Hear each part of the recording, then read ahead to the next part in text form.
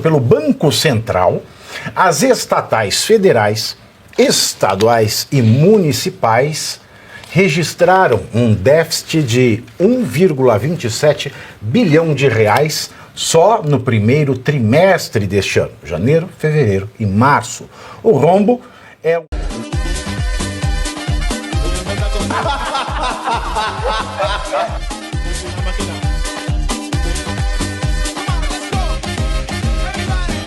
pelo Banco Central, as estatais federais, estaduais e municipais registraram um déficit de 1,27 bilhão de reais só no primeiro trimestre deste ano, janeiro, fevereiro e março. O rombo é o segundo maior desde o início da série histórica, ficando atrás apenas do resultado negativo do primeiro trimestre de 2024, do ano passado, quando as estatais registraram um déficit de 1,51 bilhão de reais.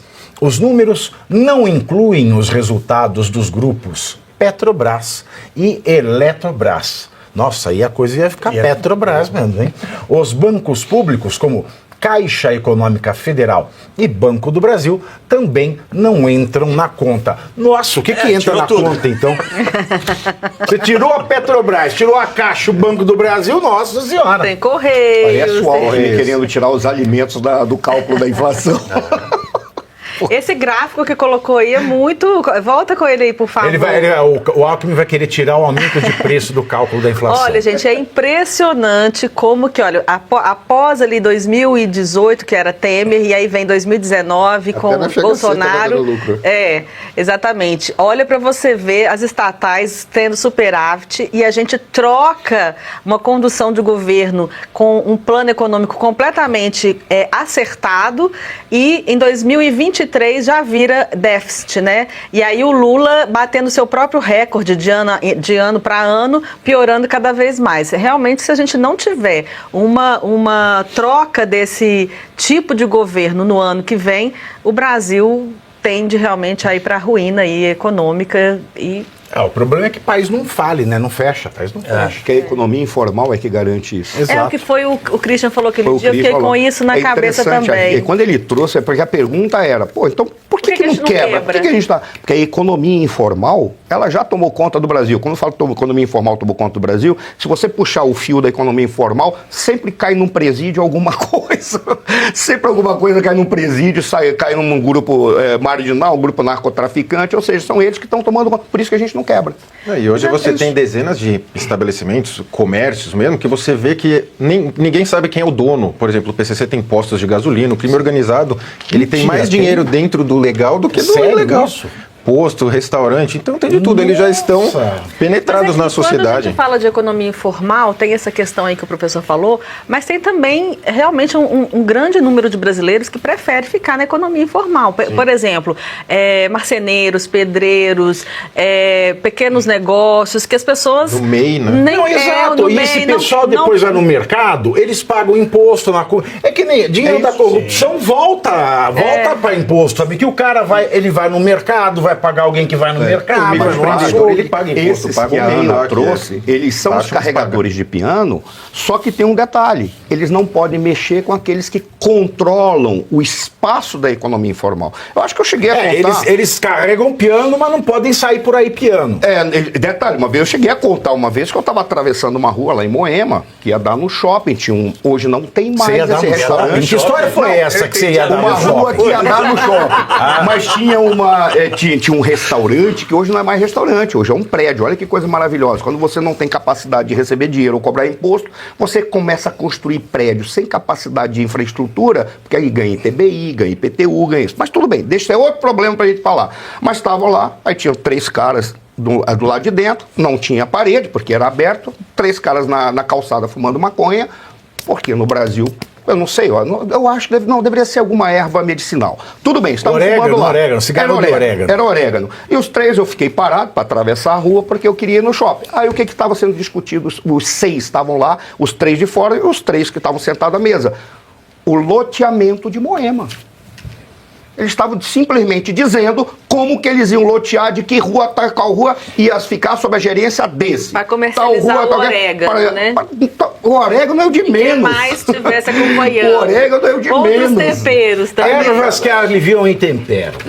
Por incrível que pareça, eles seriam capazes de dar mais segurança, porque onde eles estão, aí se reduz estupro, se reduz um monte de coisas, porque eles não querem a polícia passeando por lá. Então eles acabam dando uma espécie de segurança vindo da marginalidade. Mas eles estavam lá. É isso aí que a gente está vivendo. Esse é o problema. Agora, se eu não for preso, o Lula recebeu com 7 bi. Já no primeiro ano já virou negativo. Ou seja, esses 7 bi não desapareceram. Eles estavam no caixa e foram certamente feitas muitas obras. E foi contratado muita gente. Assumiu falando que tinha rombo. Não, mas você vê, o grande problema para a direita talvez seja esse, Pavinato. Faz uma gestão assim correta em termos de economia e tal, mas na parte cultural mexe muito pouco. E quando o PT volta, já fala, já voltei com sangue no olho mesmo. Vide que de um ano já passa de 7 bi para prejuízo, no primeiro ano. Então, assim, eles voltaram com tudo e isso passa o recado para todas as outras instituições. Falou, realmente é tudo nosso, está tudo garantido, vamos tocar aqui, porque depois vai voltar alguém de direita e vai ter que dar uma freada novamente nos esquemas. Eu tenho só uma pergunta, né? Quem poderia imaginar? Nossa! E aí eu vou devolver. O Alckmin ele poderia? Avisou. Tá. O Alckmin ele avisou.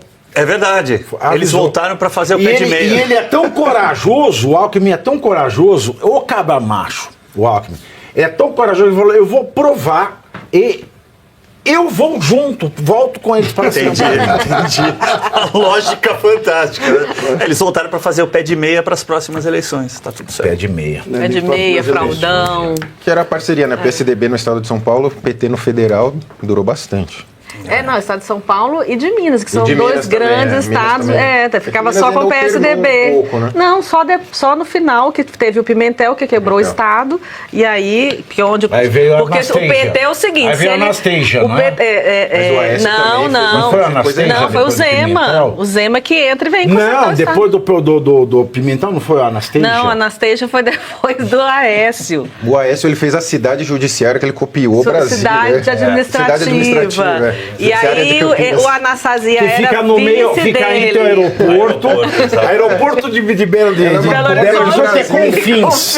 Ele fica em qualquer lugar, menos em Belo Horizonte. O aeroporto de Belo Horizonte, ele fica em qualquer lugar, menos em Belo Horizonte. Não, da Pampulha quase não tem voo. Quase 1 hora de Uber. Mais 1 hora de Uber Nossa, é tipo Guarulhos 1 hora aqui. de Uber tá bom, hein? Agora, Você o PT pegou é o bom. seguinte, pela experiência que a gente já teve em vários lugares, do próprio governo federal, nós estamos vendo aí com as estatais, se ele administrar o deserto do Saara, vai faltar areia. Quem que são os senadores Porque não por tem Minas? como. É o Cleitinho, o Cleitinho, Pacheco e o Viana. O Anastasia não é Manada. O Anastasia está no Não, vai TCU, pra TCU. o Bolsonaro colocou ele lá. Tá, porque o Anastasia é bom. Bolsonaro. O Anastasia é bom. Não, ele é muito competente bom, e ele é uma Sem pessoa sacanagem. séria. Quando a gente estava trabalhando Bom lá jurista, ele é competente. pelo Senado, havia 2 pessoas que quando iam falar, as pessoas paravam para ouvir os pronunciamentos. O Magno Malta, porque o Magno Malta, a pessoa podia dizer, tá falando errado, não. Mas, logicamente, era perfeito o argumento dele. Não tinha uma falha lógica no argumento do Magno Malta. Era um. O outro era a Anastasia. Anastasia falava, todo mundo prestava atenção. Foi uma saída honrosa para ele, né? O Bolsonaro colocar no TCU, porque, querendo ou não, ele estava envolvido, era Aécio, o atual ministro da Minas e Energia, Alexandre Silveira. Então, ele saiu de cena aí da política. Né? Bom, agora vamos falar dele. E você aí, já está preparado para ter todos os argumentos para dizer que Marx não foi um cara legal, para dizer que o comunismo não é um lugar para diversidade, para desmontar essa grande fake news histórica da esquerda, que é repetida por nossos professores de história, de geografia, de sociologia, que é repetida nas universidades, que é repetida nos livros. Está preparado para dizer por que Marx não era um cara legal e por que todo marxista raiz também não é, e porque o comunismo é terrível? Você já leu Nos Anais de Marx? Pois é, aqui nesse livro você vai encontrar tudo o que você precisa saber para responder aquele sabichão que diz que Marx é um cara legal. Pois não é. Leia agora Nos Anais de Marx, a trolha do comunismo transviado para encaçapar idiotes. À venda em todas as livrarias do Brasil, pelo site ou nas lojas físicas. Não deixe de ler.